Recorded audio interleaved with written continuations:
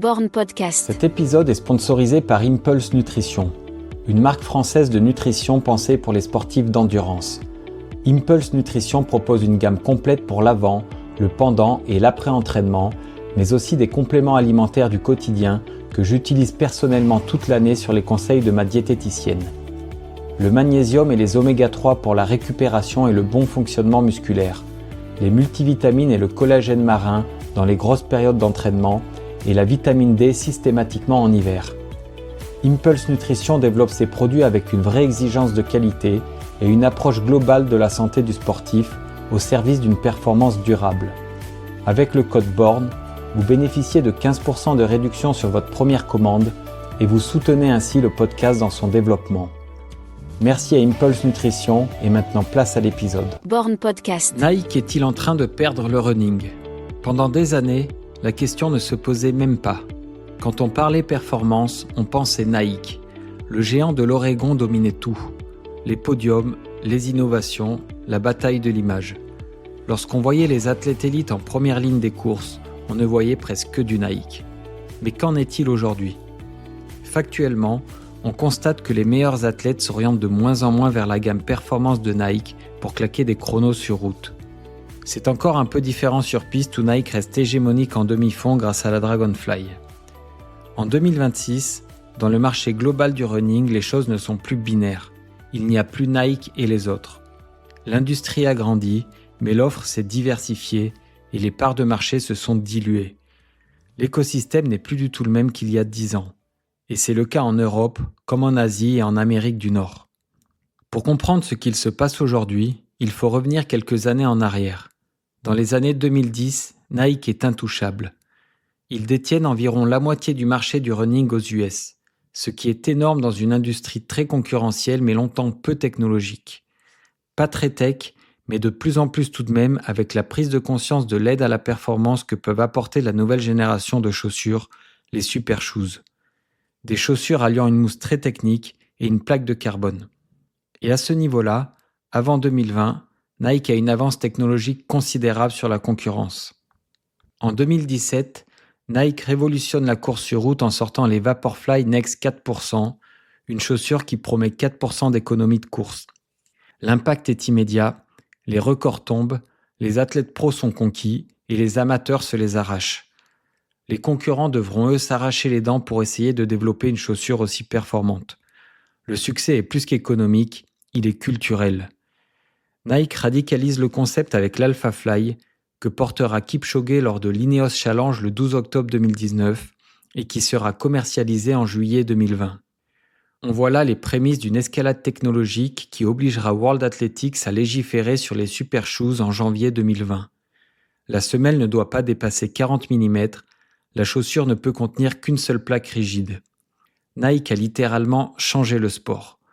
Les premières Super Shoes de la marque sont une rupture entre deux époques et signent l'entrée dans une nouvelle ère, celle des chaussures à plaque carbone et de la hype des courses sur route avec le retour en force du marathon. Et leur athlète phare Eliud Kipchoge devient une icône mondiale. Pour résumer, de 2017 à 2021-2022, le message est limpide. Si tu veux performer, cours en Nike. Mais pendant toutes ces années, la concurrence qui subit la domination de Nike ne se contente pas de regarder. Les autres marques observent, apprennent et répliquent.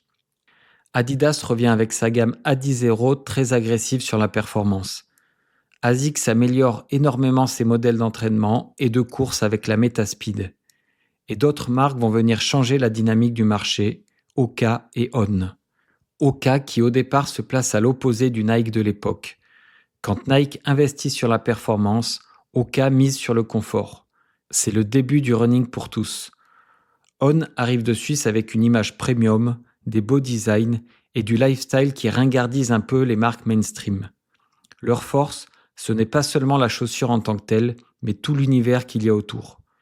Il y a aussi des marques de niche comme Satisfy, inspirées de la culture hippie et de la mode et qui attirent des runners qui ne se reconnaissent pas dans le côté performance pure de Nike, mais qui recherchent du style et si possible éco-responsable. Bref, le running se développe à vitesse grand V, l'industrie se diversifie et le marché se fragmente. Avant, les coureurs venaient de l'athlétisme et couraient pour performer. Aujourd'hui, ça a changé. On ne court plus tous pour la même raison. Désormais, plusieurs profils de coureurs cohabitent dans les sas de départ. Ceux qui cherchent à battre leur record, ceux qui courent pour leur santé, ceux qui courent pour leur plaisir, ceux pour qui le running est aussi une esthétique et un lifestyle, et ceux qui courent simplement pour faire comme les autres. Résultat, il n'y a plus une bonne chaussure, et il n'y a plus une bonne marque. La discipline devient extrêmement segmentée. Un coureur régulier a une rotation de chaussures importante, et être au top des chaussures d'easy run à celles de course en passant par celles de fractionné sur piste est une difficulté pour les équipementiers. En termes de chiffres, la marque américaine reste numéro 1 en running, mais est passée grosso modo de 50% de part du marché en 2015 à 30% aujourd'hui aux US. Chiffres à prendre avec des pincettes. Et leur domination culturelle s'effrite. Ce n'est plus seulement Nike qui dicte les codes. Et ça, c'est beaucoup plus important que les parts de marché. Même au plus haut niveau, les choses évoluent. Pendant longtemps, Nike contrôlait les athlètes, les podiums, les records. Plus maintenant. Adidas a vu 2 de ses athlètes courir un marathon officiel en moins de 2 heures. On ne compte plus les victoires d'athlètes ASICS sur des marathons majeurs. Et d'autres marques comme Puma et Kiprun ont récemment permis à leurs athlètes de battre des records symboliques sur 5 et 10 km. Nike fait moins rêver, et Nike n'est technologiquement plus en avance sur la concurrence, voire même en retard sur certains segments. Adidas et ASICS produisent les chaussures les plus légères du marché. Salomon et Kiprun ont travaillé avant tout le monde sur l'aérodynamisme des chaussures et du textile. Puma promet un retour d'énergie meilleur que la concurrence avec sa dernière mousse. Et on ne parle pas de trail où Nike peine à se faire une place malgré un énorme marketing. La Nike Ultrafly est loin de faire l'unanimité sur les sentiers. La gamme ACG a encore à faire ses preuves et elle part de loin, de très loin. C'est tout le paradoxe de Nike aujourd'hui. Il reste le numéro 1 et même si sa part de marché diminue, sa filière running est croissante et sa force de frappe reste énorme. Et le fait est qu'on constate aujourd'hui un décalage entre les promesses du marketing et la réalité de terrain. Les grosses campagnes marketing créent du rêve, et si le produit est tout juste correct ou pas à la hauteur de la concurrence, la frustration du public est directe. C'est la particularité du running. Les gens testent vraiment sur le terrain et les performances sont mesurables. Donc une chaussure moyenne va être rejetée, alors qu'une excellente chaussure sera massivement adoptée. Le terrain ne ment pas. Et c'est tout le paradoxe du marketing. Si le produit est excellent, le marketing amplifie le succès. Mais si le produit est moyen, le marketing amplifie la déception. Et pire, tu attires plus de gens par le marketing, cela génère plus d'avis négatifs et la réputation se dégrade plus vite. Ces dernières années, ce décalage entre promesses marketing et qualité de produit semble se creuser chez le géant américain. Ce fut le cas avec les 3e et 4e générations de Vaporfly, 2 modèles franchement décevants.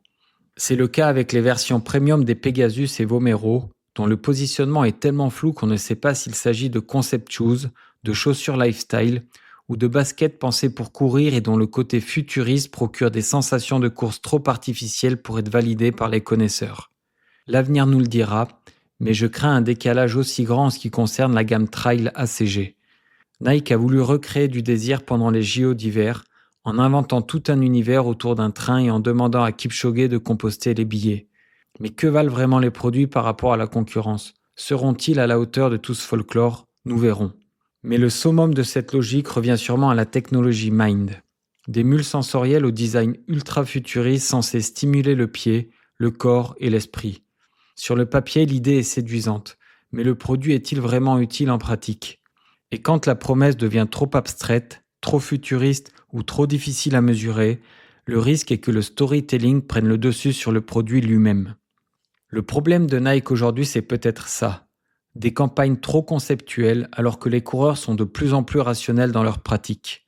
Et c'est ce qui est passionnant, que la créativité qui fait partie de son ADN se confronte aujourd'hui en ce qui concerne le running à une réalité de terrain d'un sport concret, mesurable et dont le storytelling et le marketing, aussi captivants soient-ils, ne font pas courir plus vite et ne rendent pas les chaussures plus confortables.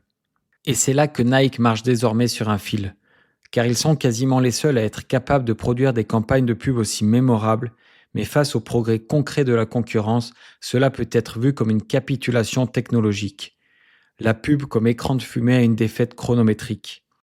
Mais Nike n'a pas tort de frapper fort non plus. car ça permet de rouvrir la porte et de les remettre dans le jeu, mais à condition que la qualité suive. Car si le marketing fait essayer, c'est bien le produit qui fait rester. Et c'est risqué car aujourd'hui les choses ont changé. Si un produit est décevant, en 48 heures, il y a des vidéos YouTube pour en faire la critique. Les promesses publicitaires sont plus que jamais à double tranchant. Nike est-il en train de perdre le running ? En conclusion, on peut dire que pendant longtemps, Nike imposait les tendances et a même révolutionné le running avec les Vaporfly. Mais aujourd'hui, l'équipementier américain doit composer avec un marché plus mature, dans un écosystème qui a complètement changé. Nike Running continue à grossir, mais perd des parts de marché malgré sa créativité. Et peut-être que le vrai défi de Nike aujourd'hui n'est pas de refaire les meilleures chaussures du monde, mais de réussir à faire coïncider à nouveau le storytelling, la technologie et la réalité de terrain. Parce qu'en running, on peut mesurer presque instantanément si une promesse est vraie ou si elle est fausse. Le chrono ne ment pas, le confort non plus. Et c'est d'ailleurs ce qui rend le running moderne et le cas de Nike si fascinant. Le marketing peut faire rêver, mais à la fin, c'est encore le terrain qui finit par trancher.